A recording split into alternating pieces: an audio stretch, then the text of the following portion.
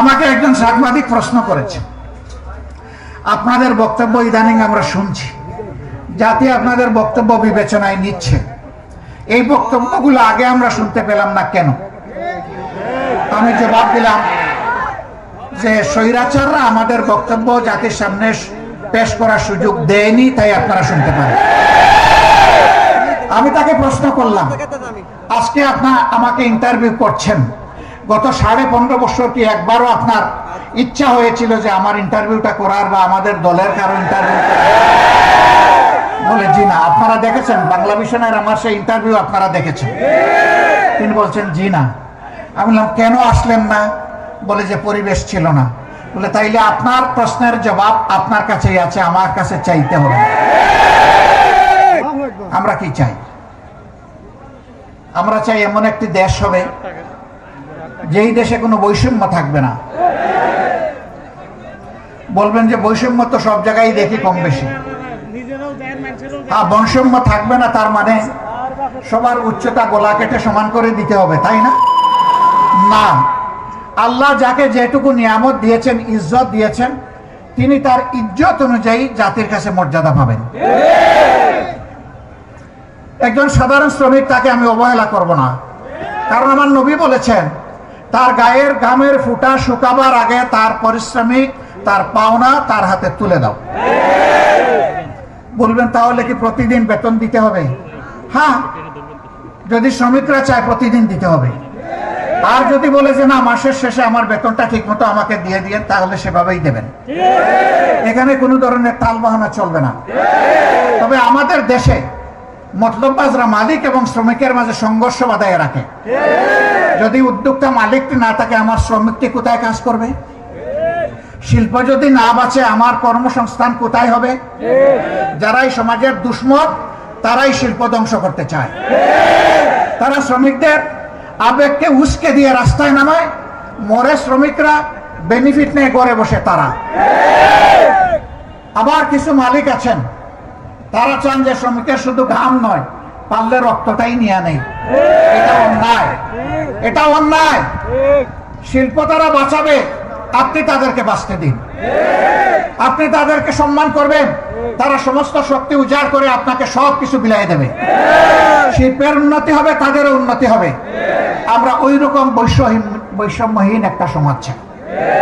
আমরা এমন একটা সমাজ চাই যেই সমাজের জন্ম নেওয়া প্রতিটি শিশু জন্ম নেওয়ার পর থেকে 4টি অধিকার তাকে তার সরকার দিতে বাধ্য থাকবে।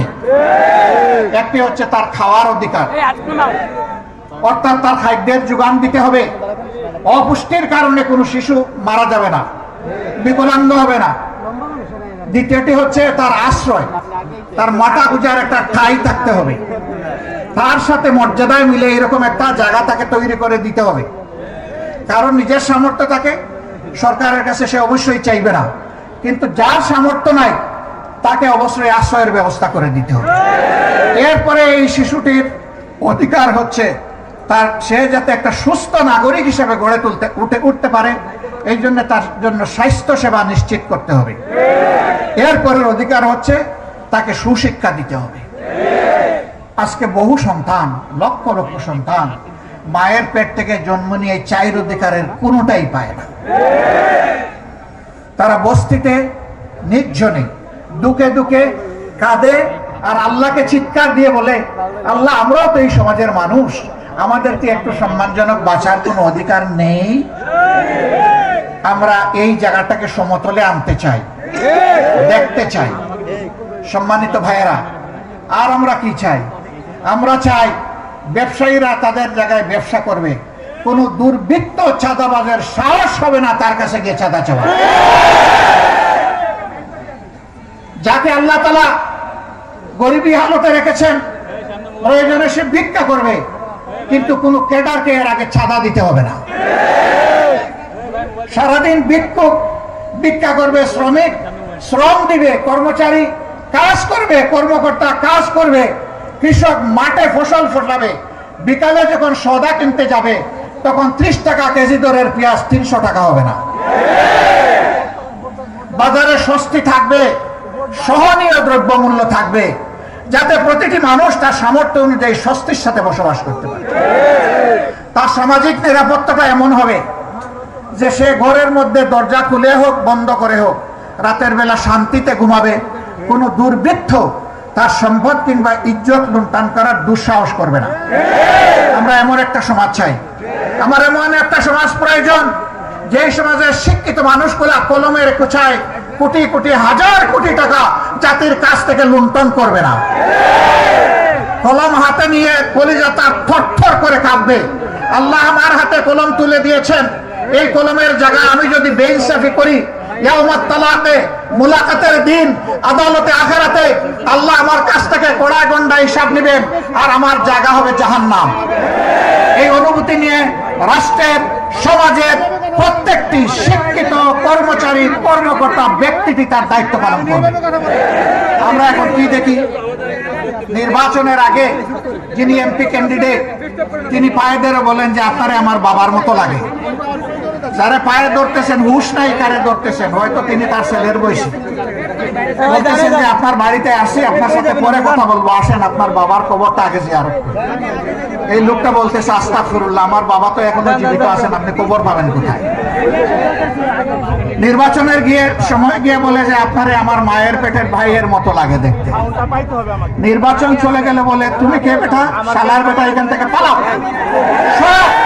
এখানে আসছো কেন, কিভাবে আসছো, কে তোমাকে আসতে দিল?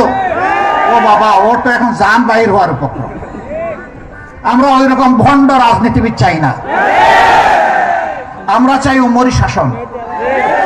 রাতের বেলা ওমরের সবাই ঘুমাবে তার রাজ্যে, তিনি খলিফা, তিনি জনগণের জন্য আল্লাহর কাছে ওয়াকফ করে দেবেন।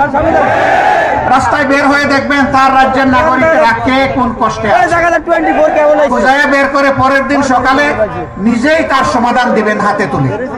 আমরা সেই রকম শাসক চাই, গ্রামের মেম্বার থেকে শুরু করে পার্লামেন্ট মেম্বার পর্যন্ত, অফিসের পিএম থেকে শুরু করে বঙ্গভবনের প্রেসিডেন্ট পর্যন্ত আমরা ওই রকম পদাবির ও দায়িত্বশীল শাসক চাই।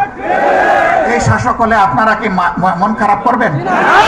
এরকম শাসক চাইলে আমরা সবাই চাই, কিন্তু সবাই চায় না। গরম ভাতে বিড়াল বেজার, গরম ভাত হলে মালিকের ভালো লাগে খাইতে, কিন্তু বিড়ালের যে মুখ পুড়ে। যারা মতলববাজ লোভী লুটেরা তারা এটা চাইবে না, বলবে যে তারা কারা, তারা আপনাদের সমাজের লোক। এই সমাজ থেকেই আপনাকে বাছাই করে নিতে হবে। আল্লাহর আসমান থেকে আল্লাহ ফেরেশতা পাঠাইয়া এমপি এবং গ্রামের মেম্বার বানাইয়া দিবেন না। এই মানুষের মধ্য থেকেই আল্লাহ চান যে মানুষের সমাজের শৃঙ্খলা বিধানের জন্য, ন্যায় বিচার কায়েম করার জন্য আল্লাহ কাউকে না কাউকে দায়িত্ব দেবেন। এখন আদালতে বসে, আমাকে মাফ করবেন, আমি কাউকে কষ্ট দেওয়ার জন্য বলছি না, বাস্তব অবস্থার জন্য বলছি। আদালতে বসে একজন বিচারক যদি ঘুষ খান, আদালতে বসে কোনো বিচারক যদি বলে আমি শপথবদ্ধ রাজনীতিবিদ, তাহলে তার কাছে কি ন্যায় বিচার পাওয়া যাবে? যাবে না। আমরা কোনো শপথবদ্ধ রাজনীতিবিদকে আদালতের বিচারক হিসাবে দেখতে চাই না। প্রতিদিন দেশ ও দেশের বাহিরের ইতিহাস, ঐতিহ্য, শিক্ষা, সংস্কৃতি, বিনোদন, ব্যবসা, বাণিজ্য, কৃষি, খেলাধুলা ও রাজনীতি সহ সকল প্রকার নতুন নতুন সংবাদ নিয়ে 24 ঘন্টা আমরা আছি আপনার সাথে। ধরলা নিউজ 24 আমাদের অফিসিয়াল ফেসবুক পেজটিতে ফলো এবং ইউটিউব চ্যানেলটিতে লাইক, কমেন্ট, শেয়ার ও সাবস্ক্রাইব করে পাশেই থাকবেন। ধরলা নিউজ 24, নতুন আলোর সন্ধানে।